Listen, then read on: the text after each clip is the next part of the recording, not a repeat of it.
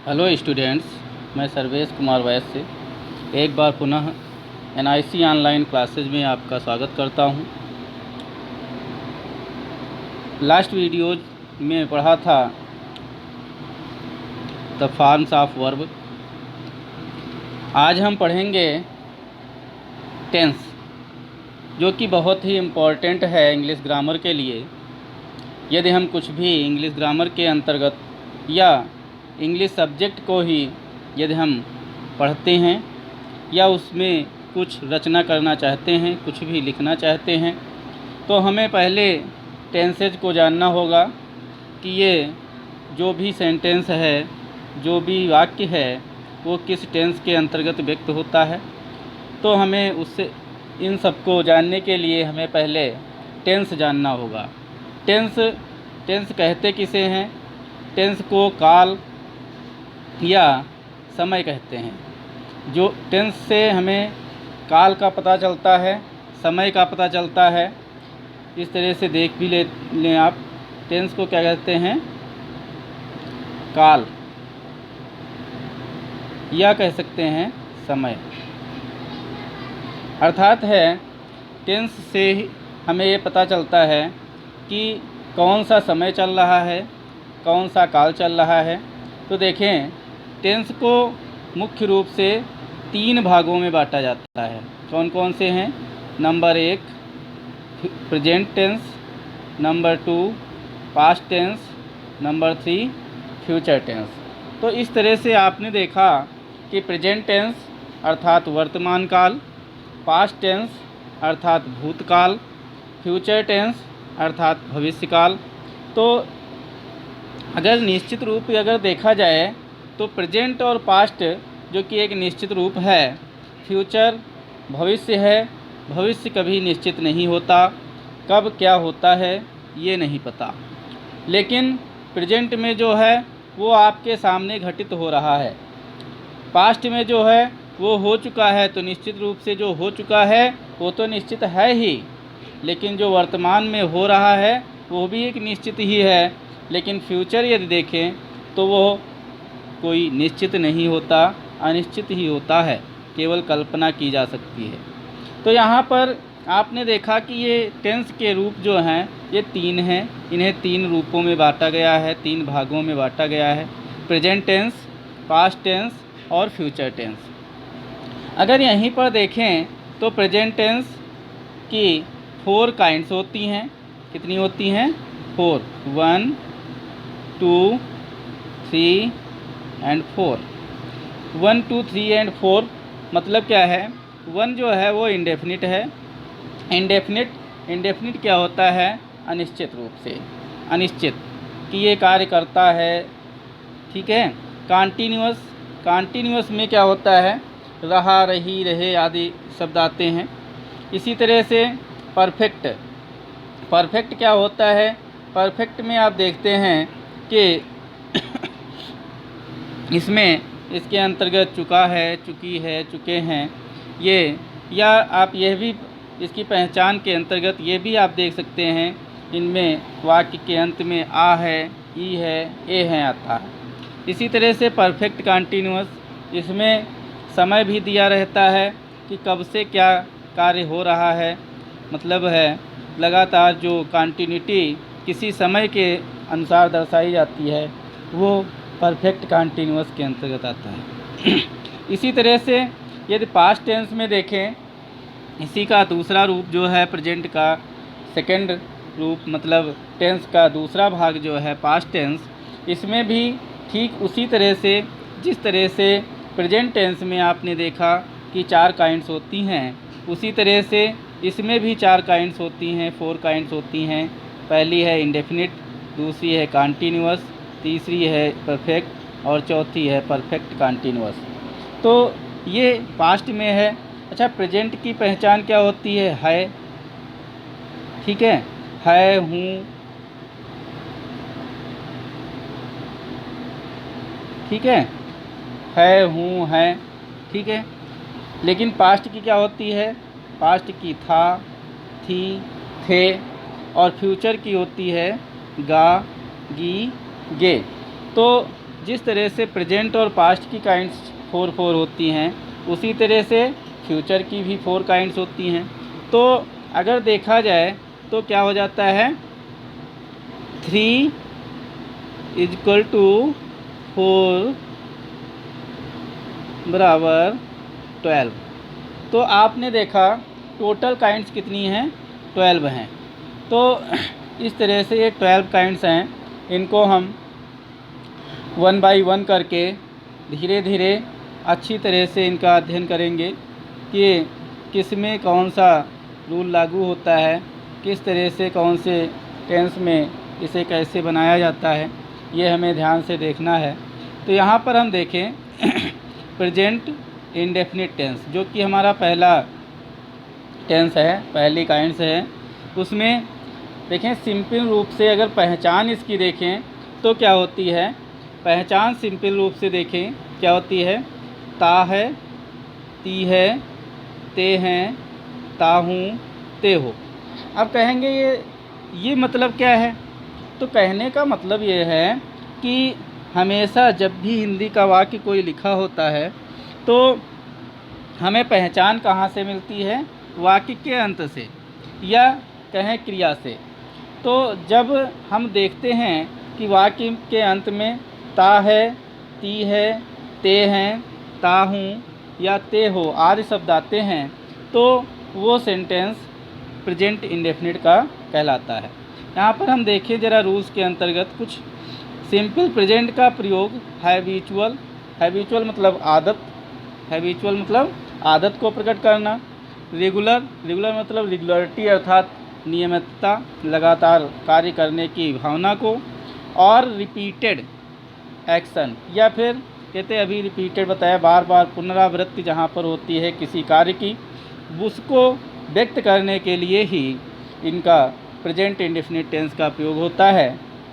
इसमें क्या करते हैं, इसमें जो है अगर देखें तो subject plus verb first form या वर्ब बेस फॉर्म कह सकते हैं, और वर्ब बेस फॉर्म में एस या ईएस का प्रयोग करते हैं, प्लस ऑब्जेक्ट लगाते हैं। तो इस तरह से ये स्ट्रक्चर इसका बनता है, ठीक है। तो ये देखें आप,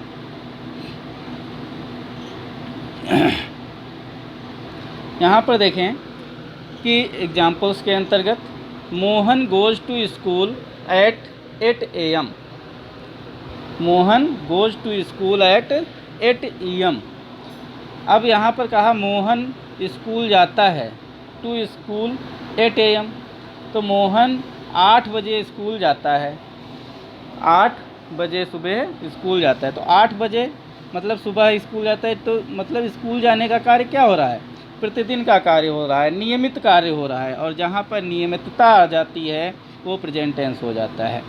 यही तरह से Sita does her work day every day.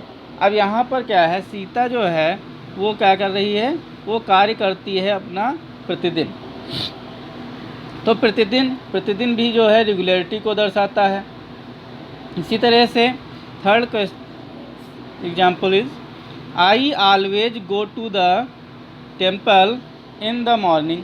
कहता है कि मैं प्रतिदिन हमेशा, सदैव, ऑलवेज मतलब क्या होता है, सदैव, हमेशा, मैं हमेशा सुबह या सदैव सुबह मंदिर जाता हूँ। तो यहाँ पर भी नियमितता को दर्शाया गया। फिर है सी सिंग्स ए सॉन्ग डेली, वह एक गीत प्रतिदिन गाती है। तो इस तरह से आपने देखा कि यहाँ पर कि देखें यहाँ पर कि इनमें मुख्यतः कुछ एडवर्ब्स लगे होते हैं, ज़्यादातर ये प्रेजेंट इंडेफिनिट में ही लगते हैं।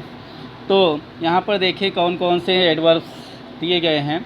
ऑलवेज है, क्या है, always, often, somewhere, sometimes, generally, usually, rarely, occasionally, seldom, every day, every year, once a day, twice a month। मतलब है एवरी डे मतलब एवरी नाइट भी हो सकता है, एवरी ईयर भी हो सकता है, एवरी मंथ भी हो सकता है, एवरी वीक भी हो सकता है, ठीक है। मतलब जो है जो कार्य पुनरावृत्ति होती रहे। जैसे यहाँ पर ये दिया है ट्विस अ मंथ, मतलब 2 बार एक महीने में, 2 बार एक दिन में। ट्विस अ डे भी हो सकता है, ट्विस अ वीक भी हो सकता है, ट्विस अ ईयर भी हो सकता है। तो जो नियमितता को दर्शाता है वहाँ पर इनका प्रयोग होता है। जैसे यहाँ पर देखें आप एग्जाम्पल्स, ही समटाइम्स, यहाँ पर देखें फर्स्ट एग्जाम्पल में, he sometimes comes here at night. वो कभी कभी यहाँ आता है, कभी कभी यहाँ रात में आता है। तो कभी कभी ये समटाइम्स आपका अभी दिखाया था, एडवर्ब दिया हुआ है। इसी तरह से थर्ड सेंटेंस देखें, he generally comes here at night. Generally मतलब स्वाभाविक है कि वो यहाँ पर रात में आता है। या he never comes here at night, वो कभी रात में यहाँ नहीं आता है। इसी तरह से नेक्स्ट पॉइंट में देखें क्या है, यूनिवर्सल ट्रुथ प्रिंसिपल और परमानेंट एक्टिविटीज़ के लिए भी। यूनिवर्सल ट्रुथ मतलब जो सार्वभौमिक सदा सत्य रहने वाली बात हो। प्रिंसिपल मतलब होता है सिद्धांत, कोई सिद्धांत की बात कही गई हो जो मतलब सैद्धांतिक रूप से सही हो। या परमानेंट एक्टिविटीज़ जो नियमित कोई कार्य क्रियाविधि रही हो, वहाँ पर ये इनका प्रयोग अर्थात प्रेजेंट इंडेफिनिट टेंस का प्रयोग होता है। जैसे यहाँ पर आप देख रहे हैं the sun rises in the east. क्या है? The sun rises in the east. तो ये एक सार्वभौमिक सत्य है कि सूर्य जो है पूरब में ही उगता है। मैन इज मॉर्टल, मैन इज मॉर्टल, व्यक्ति नश्वर है अर्थात व्यक्ति मरणशील है। ये भी सच ही है, इसमें कोई बदलने वाली बात नहीं है। इसी तरह से 2 and 2 makes 4। अब ये कोई तो नहीं कह सकता है कि 2 और 2 5 होते हैं। तो इस तरह से 2 और 2 4 ही होते हैं, ये सभी को मालूम है। यहाँ पर देखें थर्ड पॉइंट में कि अधिकार प्रकट करने के लिए भी प्रेजेंट इंडेफिनिट टेंस का ही प्रयोग होता है। जैसे यहाँ पर दिया है आई हैव अ बाइक। अब यहाँ पर क्या है, कहता है मेरे पास एक बाइक है। बाइक मतलब कोई भी गाड़ी, 2 व्हीलर। तो कहा मेरे पास एक बाइक है। तो बाइक है मतलब बाइक पर मेरा अधिकार है। यहाँ पर क्या हो गया, यहाँ पर अधिकार प्रकट कर रहा है, पोजेशन। जहाँ पर अधिकार प्रकट करता है वहाँ पर क्या होता है, यहाँ पर क्या होता है, यहाँ पर होता है प्रेजेंट इंडेफिनिट। इसी तरह से जब ये देखिए this house belongs to me. Belongs मतलब मुझसे संबंधित है अर्थात यह घर मेरा है। क्या होगा, यह घर मेरा है। तो जब इस तरह का सेंटेंस होता है तो वो भी प्रेजेंट इंडेफिनिट में बनता है।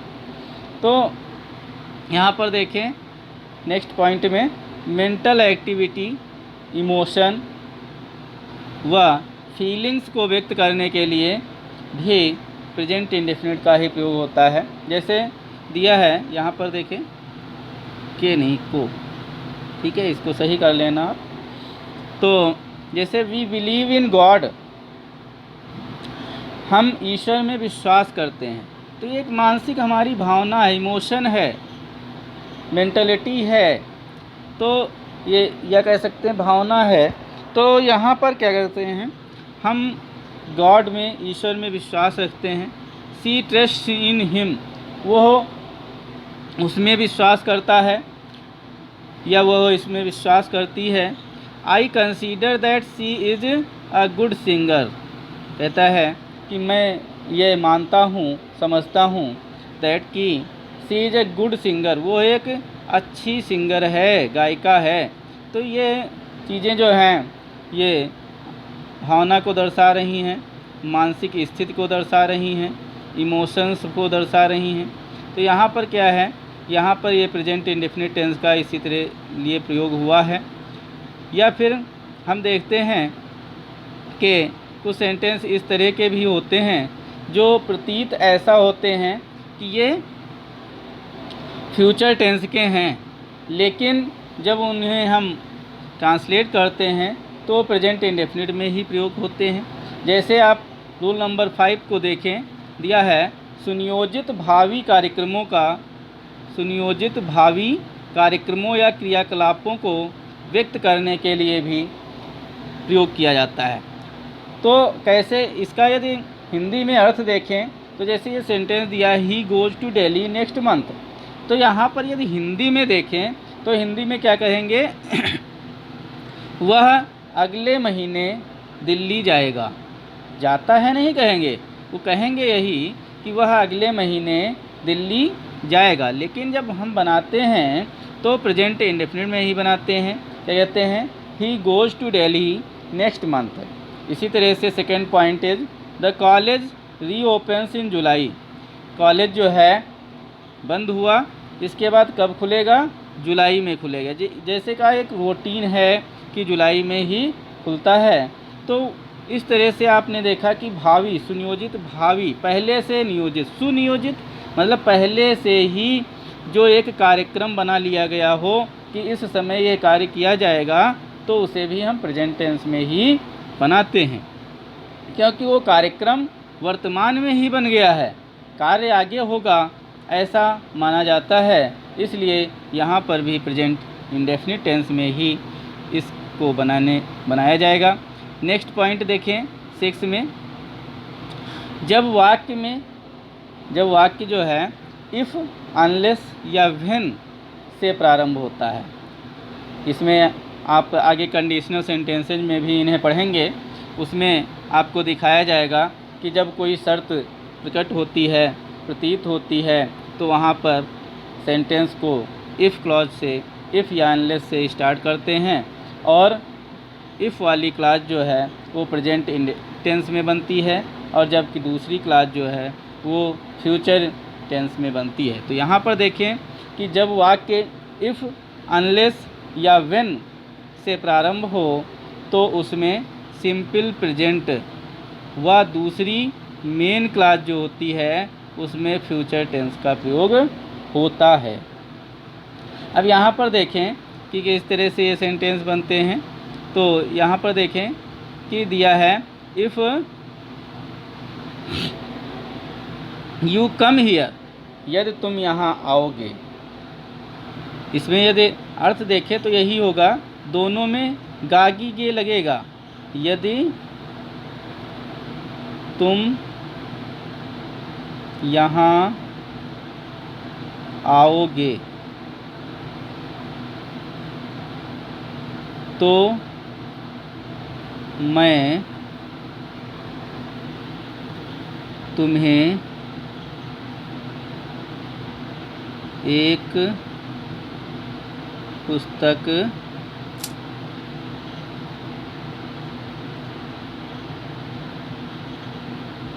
ठीक है, तो मैं तुम्हें एक पुस्तक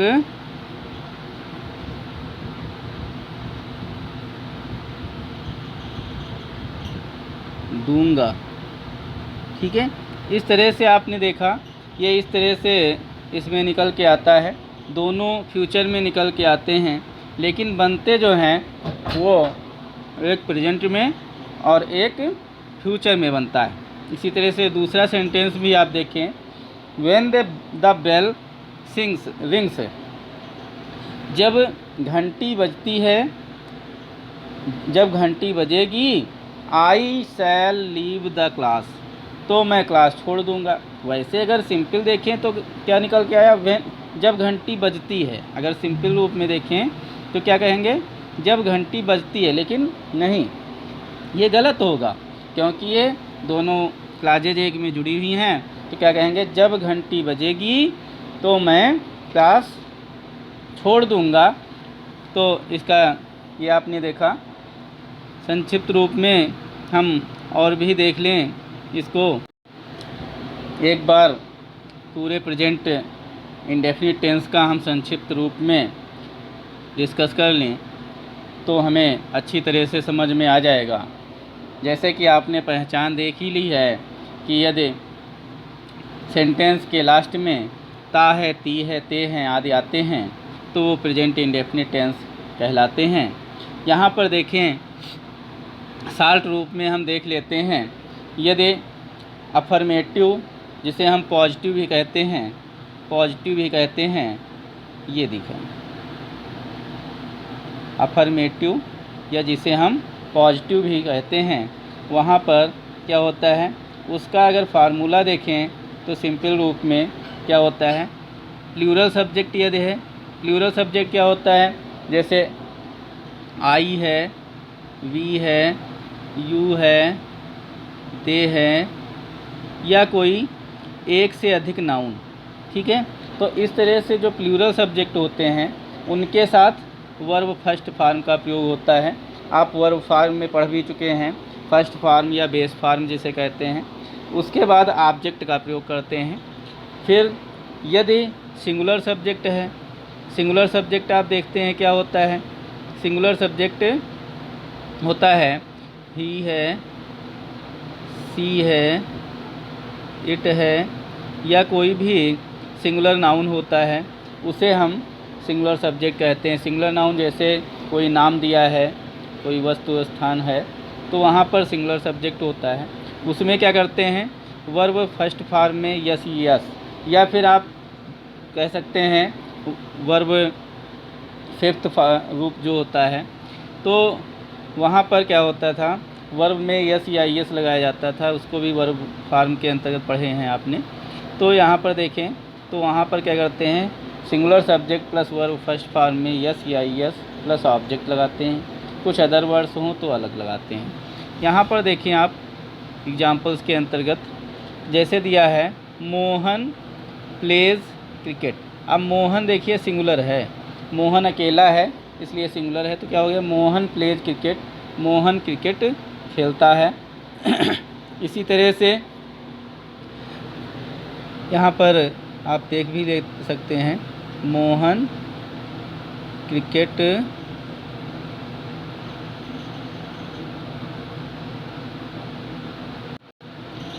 खेलता है। दूसरा है सुधा वाशेज द हर क्लॉथ्स, सुधा अपने कपड़े धुलती है। इसी तरह से थर्ड को sentence they bathe in the river, वे नदी में नहाते हैं। तो ये इस तरह से आपने देखा कि ये तीनों सेंटेंस हो गए। प्लूरल यहाँ पर वर्ड था दे, तो यहाँ पर केवल बाथ लगा है, इसमें यस या यस नहीं लगी है, किंतु जो सिंगुलर था उसमें यस या यस लगा था। इसी तरह से यदि निगेटिव को देखें आप, तो निगेटिव में क्या होता है, यदि प्लूरल सब्जेक्ट है, आप जान ही चुके हैं प्लूरल सब्जेक्ट क्या होता है, सिंगुलर सब्जेक्ट क्या होता है, तो उसमें डू नॉट लगाते हैं प्लस वर्ब फर्स्ट फॉर्म लगाते हैं। ये सिंगुलर सब्जेक्ट है तो does not plus verb first form लगाते हैं। तो यहाँ पर आपने देखा कि किस तरह से इसको बनाते हैं। तो यहाँ पर क्या बनेगा वाक्य, सी डज नॉट एब्यूज एनीबडी, वो किसी को गाली नहीं देती। हिंदी में दिए लिखें तो वह किसी को गाली नहीं देती है। दूसरा sentence I do not take tea, मैं चाय नहीं लेता हूँ। ये दूसरा सेंटेंस देखें हिंदी में तो मैं चाय नहीं लेता हूँ, ये निकल के आ रहा है। Third sentence is Mohan never play, यहाँ पर मोहन है तो यहाँ पर प्ले नहीं प्लेज होगा, एस लगा लेंगे यहाँ पर। Mohan never plays chess, Mohan कभी चेस, चेस मतलब शतरंज नहीं खेलता है। यहीं पर यदि प्लूरल होता जैसे आई, तो यहाँ पर क्या हो जाता, आई नेवर हो जाता, डू नॉट के स्थान पर ये कभी नहीं होता, तो यहाँ पर क्या कर देते नेवर। देखें सेंटेंस देखें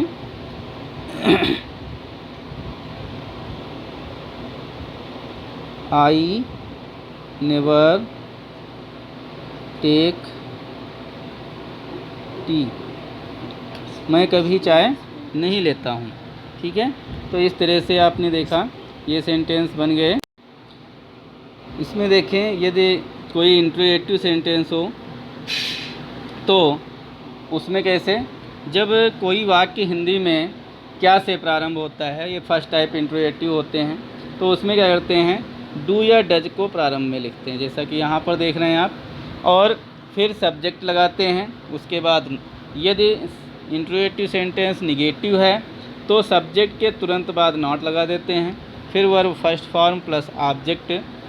तब यदि कोई अदर वर्ड्स हैं तो लगाएंगे, नहीं तो क्वेश्चन मार्क। इसी तरह इसमें एग्जाम्पल देख लें, जैसे दिया हो क्या वह अपना कार्य प्रतिदिन पूरा करता है, तो यहाँ पर क्या करेंगे, does he complete his work. तो इसका हिंदी बनेगा, क्या वह अपना कार्य प्रतिदिन पूरा करता है। इसी तरह से दूसरा सेंटेंस है, do they learn a lesson daily. तो यहाँ पर क्या हो जाता है, क्या वे प्रतिदिन एक पाठ याद करते हैं। तो ये आप देखें कि ये सिंगल टाइप अर्थात फर्स्ट टाइप क्वेश्चंस थे जो कि क्या से प्रारंभ होते हैं। वहीं सेकेंड टाइप ये देखें तो वो कौन से होते हैं, जिन वाक्यों के बीच में प्रश्न सूचक शब्द आते हैं। प्रश्न सूचक शब्द कौन से होते हैं, जैसे है क्या, कब, क्यों, कहाँ, इस तरह से प्रश्न सूचक शब्द होते हैं। ये जब वाक्य के बीच में आते हैं तो वहाँ पर क्या करते हैं, उस प्रश्न सूचक शब्द को, उस क्वेश्चन वर्ड को, वो क्वेश्चन वर्ड इंग्लिश में क्या होते हैं, तो इंग्लिश में देखें क्या होते हैं, जैसे हु है, वेयर है,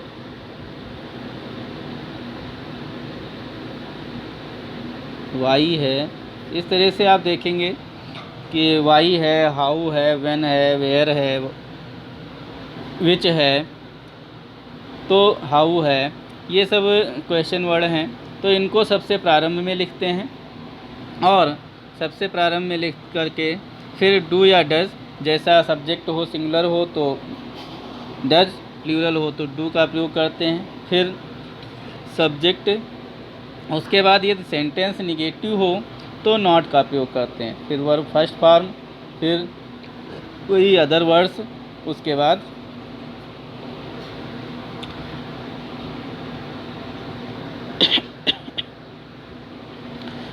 क्वेश्चन मार्क। यहाँ पर देखें वेयर डज ही गो, वह कहाँ जाता है। तो यहाँ पर देखें ऑब्जेक्ट नहीं है, ऑब्जेक्ट के विषय में पूछ रहा है कि वह कहाँ जाता है, कहाँ, किसी स्थान को पूछ रहा है, डेली।